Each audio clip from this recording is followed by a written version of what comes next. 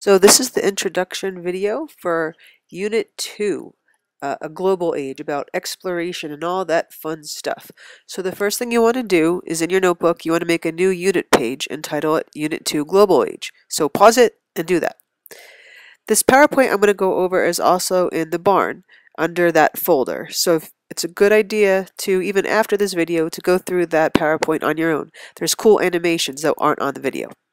So before we begin, remember that this happened during the Renaissance.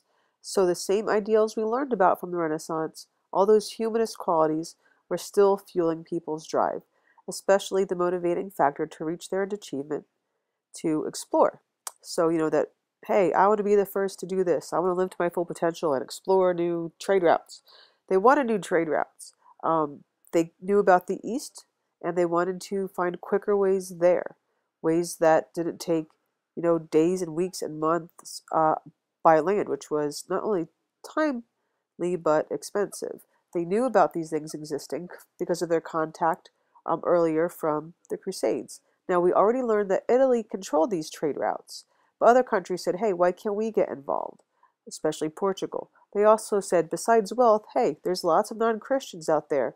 I think it's our duty to convert them. Because remember, we learned about the Catholic Christian humanism, excuse me. Now, technology was also making exploration possible. Just like the printing press made the Renaissance happen, things like the caravel allowed the age of exploration to happen. Things like triangular sails, which made it possible to actually sail into the wind. Don't ask me to explain how that works, but just trust me, it did. Things like the astrolabe, other inventions that came from the East. Okay, now Portugal was leading the way in exploration.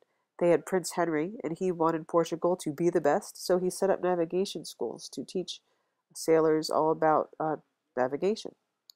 And they did so.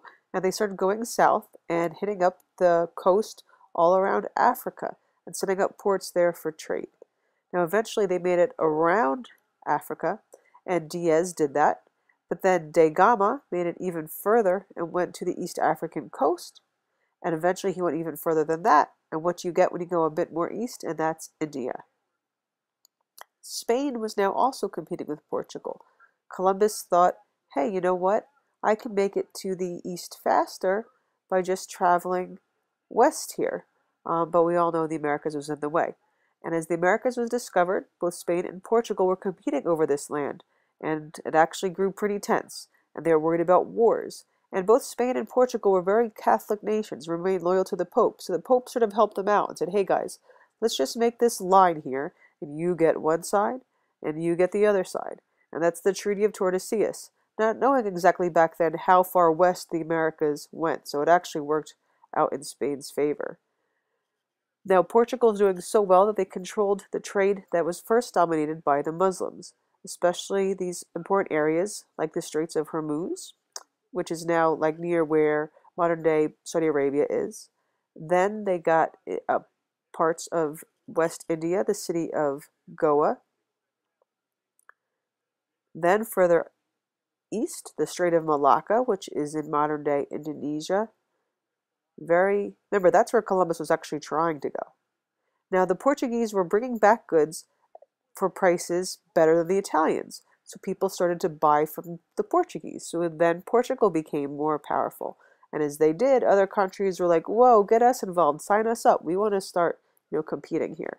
So the 1500s thing dominated by Spain and Portugal. The 1600s were dominated in exploration by the Dutch and the English. Now remember, the Dutch are the Portuguese. I'm sorry, the Dutch are the Netherlands, same country. But they wanted to then make more money. They set up these trading companies, which were companies, but they had a lot of political powers.